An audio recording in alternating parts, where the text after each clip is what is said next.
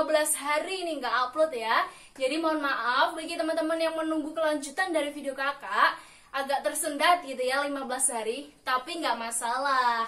Sekarang kakak sudah mulai bikin lagi, karena kemarin memang ada kendala sedikit gitu ya, yang nggak bisa ditunda gitu.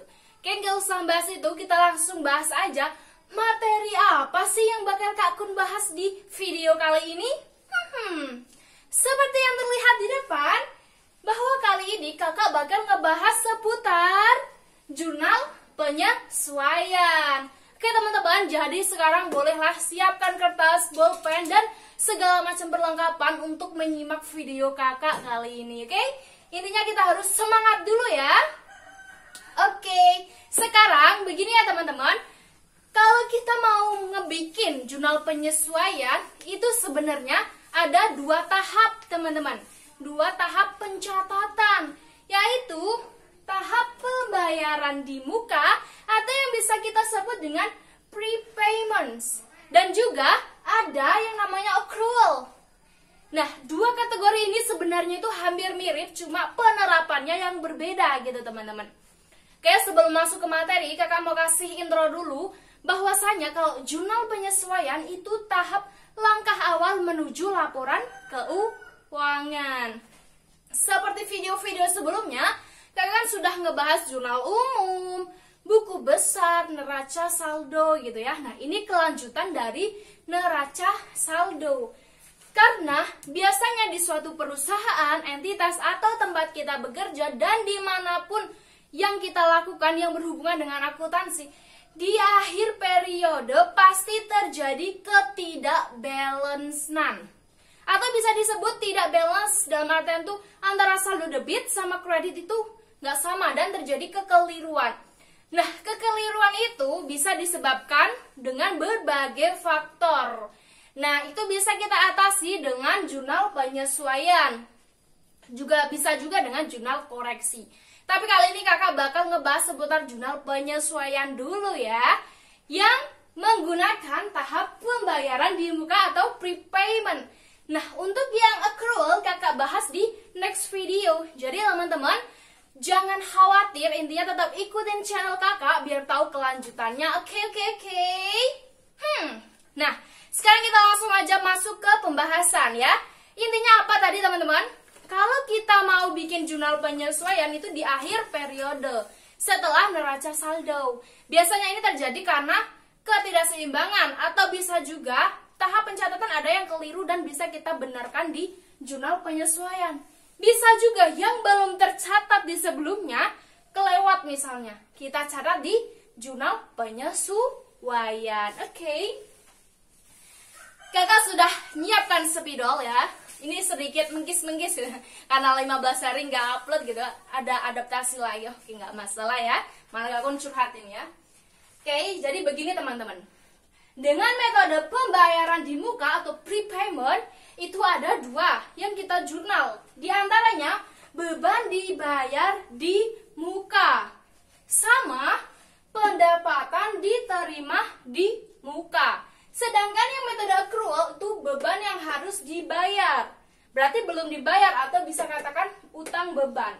Kalau ini bebannya sudah dikasih uangnya, tapi kita belum melaksanakan kegiatannya. Contohnya begini. Kalau beban dibayar di muka itu biasanya kita dikasih, ibaratnya tuh kita sudah merasakan apa yang seharusnya kita bayar, tapi kita belum bayar. Nah, itu yang dinamakan dengan beban dibayar di muka.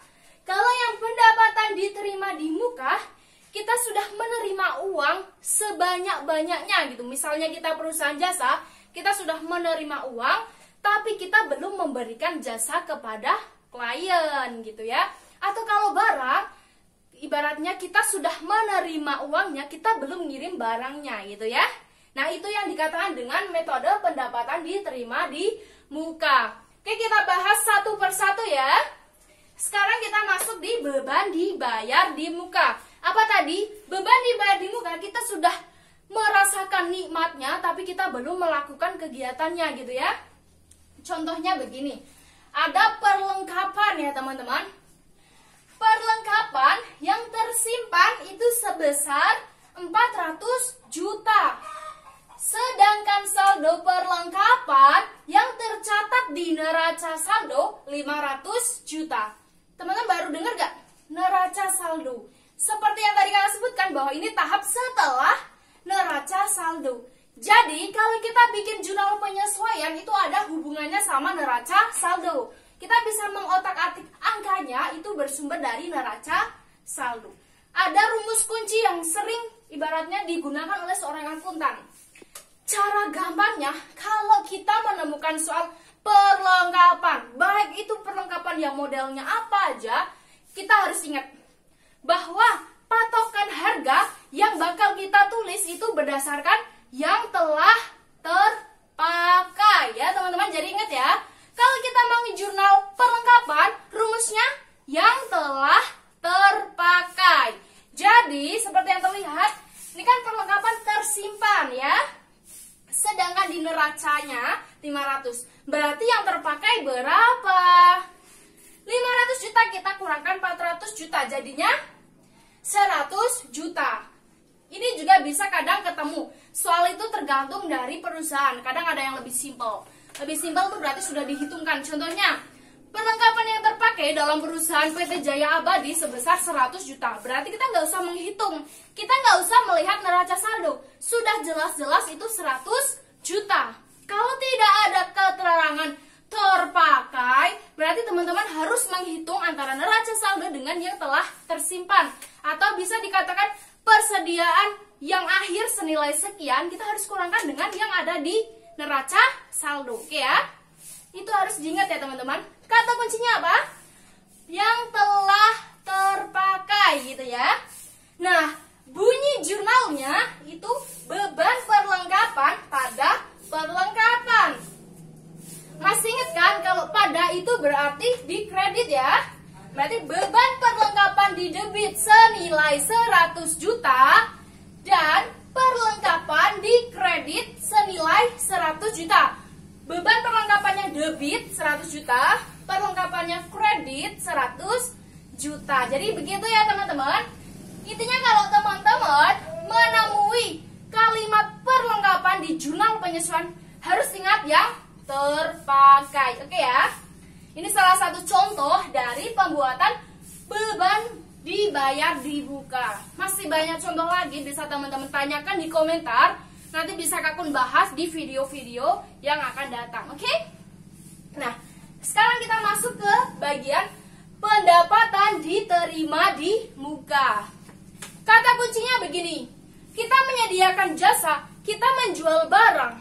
Orang sudah membelinya, sudah membayar ke kita. Kita sudah menerima uang sebanyak-banyaknya dari mereka.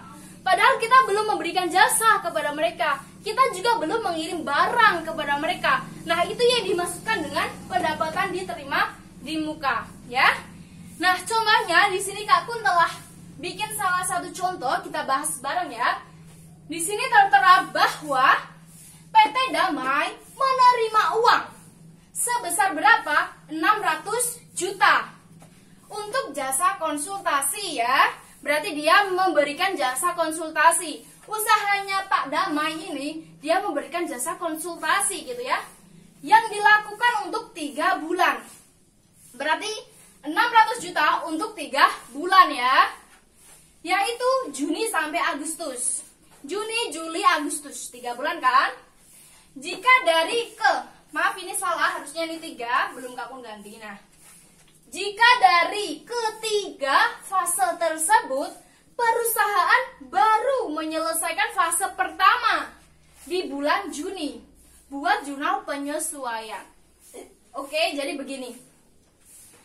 Kita itu mencatat semua yang nilainya itu yang telah kita berikan, yang telah terpakai, yang telah digunakan gitu ya. Ini kan kita sudah menerima uangnya 600 juta. Kalau di jurnal penyesuaian, kita hanya mencatat yang telah kita rasakan uangnya, telah kita berikan jasanya, telah kita kirimkan barangnya gitu ya. Jadi kalau misalnya 1 tahun ya, misalnya 1 tahun dan kita baru memberikan 3 bulan, yang kita catat adalah 3 bulan, bukan keseluruhannya. Kalau sisanya dari 3 bulan, kita bisa tulis dengan metode yang accrual. tapi kita tidak ngebahas itu, oke? Jadi kita bahas ini dulu. Nah, sedangkan di sini baru diselesaikan satu fase. Satu fase dari 3 fase berarti 600 ini kita bagi menjadi 3. 600 juta kita bagi 3 berapa? Berapa ayo? 200 juta ya. Nah, berarti bunyi jurnalnya adalah pendapatan diterima di muka di sebelah debit senilai 200 juta dan pendapatan jasa di sebelah kredit senilai 200 juta juga ya. Ingat teman-teman, di sini kalau ini kan bentuk jurnal simple. Nah, nanti pengaplikasian bentuk jurnal yang sesungguhnya itu hampir mirip dengan jurnal umum ya, kolom-kolomnya hampir mirip. Jadi di sini bisa kalian tulis tahun, bulan dan tanggal gitu ya. Tergantung dari sistem penanggalan di suatu perusahaan. Oke teman-teman, sebelum Kak Kun akhiri, Kak Kun mau mengingatkan kembali. Intinya, kalau teman-teman menemui soal berbentuk perlengkapan, kata kuncinya adalah di yang telah terpakai. Yang telah terpakai. Dan kalau yang modelnya seperti ini, pendapatan diterima di muka, berarti yang telah kita berikan jasanya, yang telah kita nikmati uangnya, itu yang kita jurnal ya teman-teman.